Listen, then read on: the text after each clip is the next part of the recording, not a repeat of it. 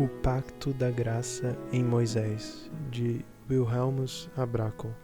Esse texto foi extraído do livro de Abrakel, The Christian Reasonable Service, volume 4, da página 402 até a 408.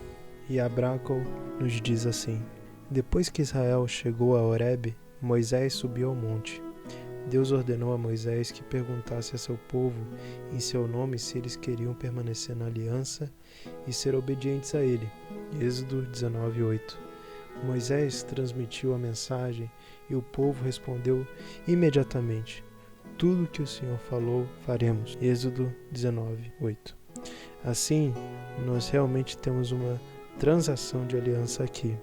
Deus propôs a aliança e acrescentou uma promessa, sobre a qual o povo a aceitou. Isso levanta a seguinte questão: a aliança feita em Horebe é a própria aliança da graça ou é uma aliança nacional, externa e típica, tendo como única promessa a herança de Canaã? E é, portanto, o ponto no qual o Antigo Testamento começa. Respondemos da seguinte forma: primeiro, é a própria aliança da graça. Essa transação é apenas uma renovação solene daquela aliança da qual todos os crentes desde Adão têm participado. Deus renovou esta aliança com Abraão e sua semente, confirmando-a com o sacramento da circuncisão. Segundo, o som do termo aliança nacional é tal que às vezes causa confusão para aqueles que não estão bem informados. É, no entanto, o pacto de graça que tinha sido previamente estabelecido com os crentes, mas desde o tempo de Abraão tinha sido restringido à posteridade de Abraão. Somente nesse aspecto e em nenhum outro pode ser referido como um pacto nacional. A palavra nacional não se encontra na Bíblia. Terceiro, um pacto externo, consistindo em promessas temporais contingentes à obediência externa, nunca tinha sido estabelecido. Não pode haver tal aliança entre Deus e o homem. Nós tratamos disso extensivamente no volume 1, capítulo 16, da página 457 a 463. Quarto, o pacto da graça é um pacto típico e, portanto, pode ser referido como tal, uma vez que foi administrado por tipos que apontavam para Cristo. A administração do pacto é, portanto, ocasionalmente denominada de pacto. Vemos isso em Gênesis 17:3 e Jeremias 31:31. Ao designar esta aliança como uma aliança típica, não se deve insinuar que ela não tinha uma promessa espiritual inerente, isto é, que a aliança era apenas típica de benefícios espirituais, particularmente os do Novo Testamento. Não há um único vestígio de evidência na palavra de Deus de que isso seja assim.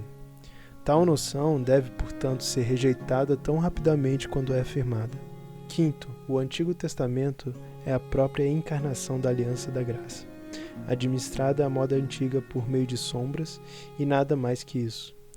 Se o Antigo Testamento fosse diferente da aliança da graça, a morte de um provador diferente de Cristo Jesus seria necessária, pois nenhum testamento é confirmado exceto na morte do provador. Hebreus 9, 16 e 17. Além disso, o Antigo Testamento não começou em Horebe, tendo existido desde o tempo de Adão, nem consistiu na herança de Canaã, como mostramos em detalhes no capítulo anterior. Afirmamos tudo isso através de uma introdução geral, que aqui começa. Uma vez que o Antigo Testamento não começou em Horebe, mas sim com Adão, e não consiste na herança de Canaã, nem é uma aliança externa, permanece então que a aliança feita em Horebe é a própria aliança da graça. Isso é evidente pelas seguintes razões. Primeiro, a aliança feita em Horebe não é uma nova aliança, mas uma renovação de uma aliança previamente estabelecida. Isso é evidente a partir de Êxodo 19 e de todas as relações de Deus com Israel durante sua estada em Horebe. Nada é declarado ali que se assemelhe ao estabelecimento de um novo convênio, um convênio que não existia anteriormente. Pelo contrário, o pacto tratado é consistentemente o pacto que existia anteriormente. Observe isso no início do capítulo. E aqui vamos ler Êxodo 19, versículos 5, 6 e o 8. Agora, pois, se diligentemente ouvirdes a minha voz e guardardes a minha aliança, então sereis a minha propriedade peculiar dentre todos os povos, porque toda a terra é minha. E vós me sereis um reino sacerdotal e o povo santo. Estas são as palavras que falarás aos filhos de Israel. Então todo o povo respondeu a uma só voz e disse: tudo que o Senhor tem falado, faremos. E relatou Moisés ao Senhor as palavras do povo. Aqui temos a confirmação solene da aliança. Deus propõe suas exigências e faz promessas, e todo o Israel aceita. Deus não fala uma palavra sobre Canaã, nem de nada novo. Em sua proposição, ele fala da minha aliança com uma aliança que já existia e da qual Israel já conhecia.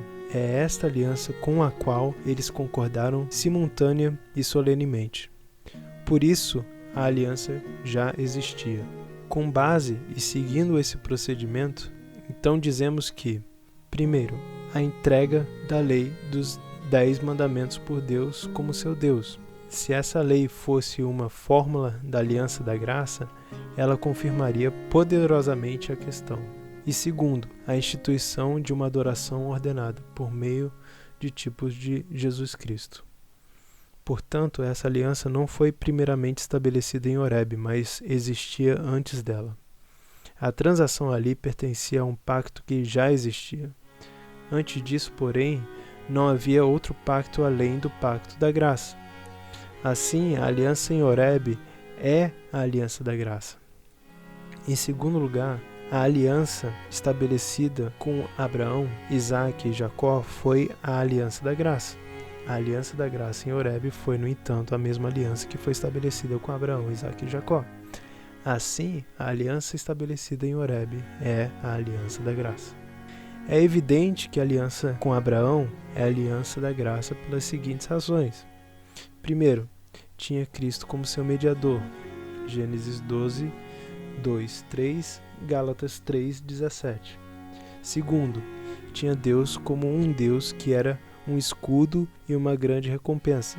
Gênesis 15, 1, Gênesis 17, 8. Terceiro, por ela, Abraão foi estabelecido como o pai de todos os crentes. Gênesis 17, 2 e 4, Romanos 4, 11. A aliança tinha que ser adotada pela fé, esse é o quarto ponto. Gênesis 25, 6, Gênesis 17, 3, Romanos 4, 18 a 20. Quinto, a aliança tinha a circuncisão como selo da justiça da fé, Romanos 4, 11. Que a aliança feita em Horebe foi a mesma aliança feita com Abraão, é, antes de tudo, evidente pelo fato de que ela continua as mesmas promessas, e tinha a mesma regra de vida, e tinha a mesma maneira de adoração. Ponto 1. Ela continha as mesmas promessas espirituais e temporais. A promessa espiritual era que Deus seria o seu Deus, que eles pertenceriam a Deus. Eu sou o Senhor, o teu Deus. Êxodo 20, versículo 2. E habitarei entre os filhos de Israel, e serei o seu Deus. Êxodo 29, 45. Ser-me-eis um povo peculiar, acima de todos os povos. Êxodo 19, 6. Que esta é a essência da aliança da graça é evidente a partir de 2 Coríntios 6, 16. Neles habitarei, e entre eles andarei, e eu serei o seu Deus, e eles serão o meu povo. Além disso, eles eram um sacerdócio real e uma nação santa. E vós serei para mim um reino de sacerdotes e uma nação santa. Êxodo 19, 6. Mas vós sois um sacerdócio real, uma nação santa. 1 Pedro 2, 9. As promessas temporais também foram as mesmas, como por exemplo a promessa de Canaã. Deus deu essa terra a Abraão, e eu te darei a terra que és estrangeiro, toda a terra de Canaã, por possessão eterna. Gênesis 17, 8. A terra em que te deitaste, a te darei. Gênesis 28, 13. Assim Canaã pertenceu a Abraão, Isaque e Jacó sucessivamente, e seus descendentes a herdaram como uma herança recebida de seu pai. As posses dos pais são para os filhos. Ponto 2. Tinha a mesma regra de vida. A vontade de Deus de amar o Senhor e de temer, crer e confiar nele. Tudo isso é compreendido no mandamento: anda diante de mim e ser perfeito. Gênesis 17:1. No Monte Horebe, Deus deu a mesma ordem a Israel por meio da lei dos 10 mandamentos ali anunciados. Ponto 3. Havia a mesma forma de adoração, pelo caminho das sombras. Abraão, Isaque e Jacó fizeram altares da terra e também ofereceram sacrifícios como Caim, Abel e Noé fizeram antes deles. Eles tinham, isso em hebraico, Mishmor, Mitzvah, Shachá e Torá. Estas são palavras que são geralmente expressivas das leis, tanto morais como cerimoniais. Porque Abraão obedeceu a minha voz e guardou os meus mandamentos, os meus estatutos e as minhas leis. Gênesis 26:5. Eles tinham a circuncisão como um sacramento da aliança. Israel tinha a mesma ordenança, o mesmo sacramento. Como tudo era idêntico, Israel tinha a mesma aliança que foi estabelecida com Abraão. Em segundo lugar, é evidente que o pacto estabelecido com Israel era idêntico ao pacto que Deus estabeleceu com Abraão, pelo fato de que quando se menciona o pacto de Israel, é feita então a referência contínua ao pacto com Abraão, sendo a declaração de que eles são um e o mesmo. Portanto, guardarás os mandamentos e os estatutos e os preceitos que eu hoje te ordeno, para os cumprires. Portanto, se ouvirdes esses preceitos e os guardardes e os cumprirdes, o Senhor vosso Deus vos guardará o pacto e a misericórdia que jurou a vossos pais. Deuteronômio 7, versículo 11 e 12. Guardai, pois, as palavras desse pacto e cumpri-os.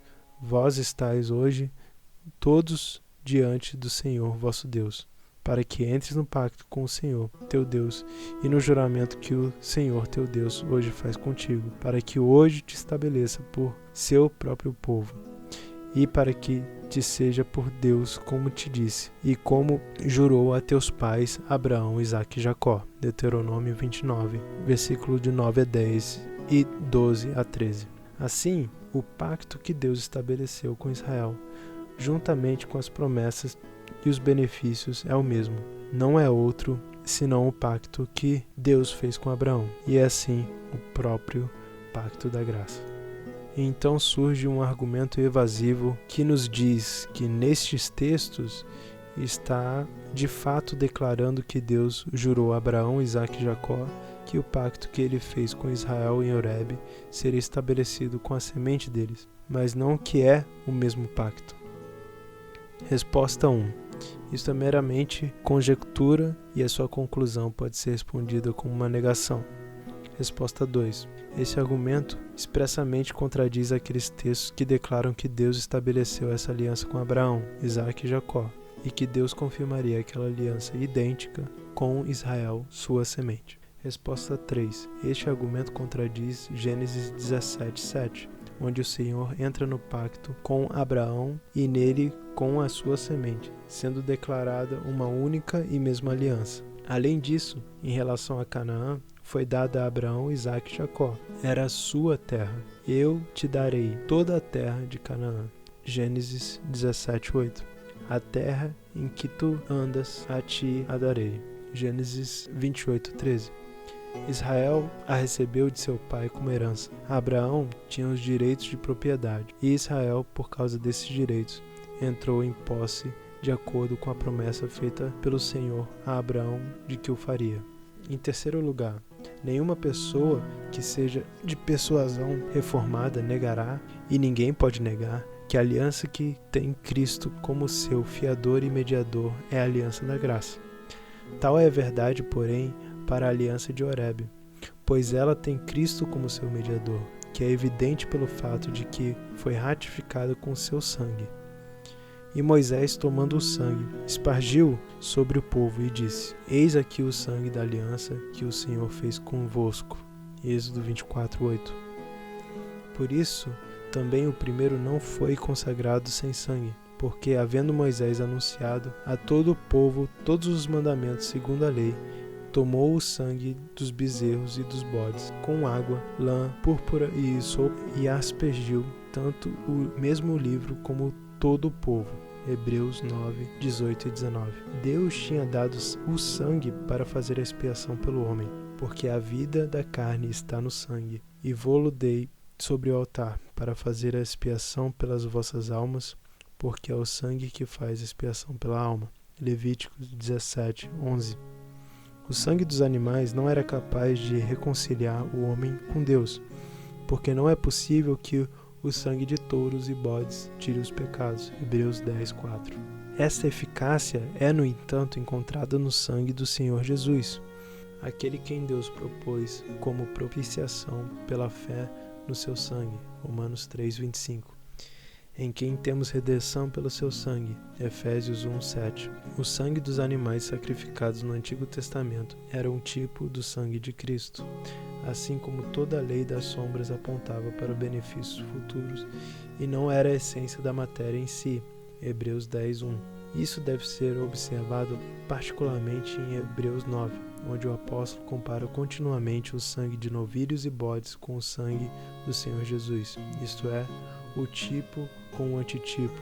Veja versículo 12 ao 14, 20 e 25. Falando disso, no versículo 23 ele diz: era necessário, portanto, que os padrões das coisas dos céus fossem purificados com estes, mas as próprias coisas celestiais com sacrifícios melhores do que estes. Hebreus 9, 23. Portanto, assim como Moisés aspergiu o livro e o povo, o sangue de Cristo é chamado sangue de aspersão. Hebreus 12, 24 e 1 Pedro 1, 2.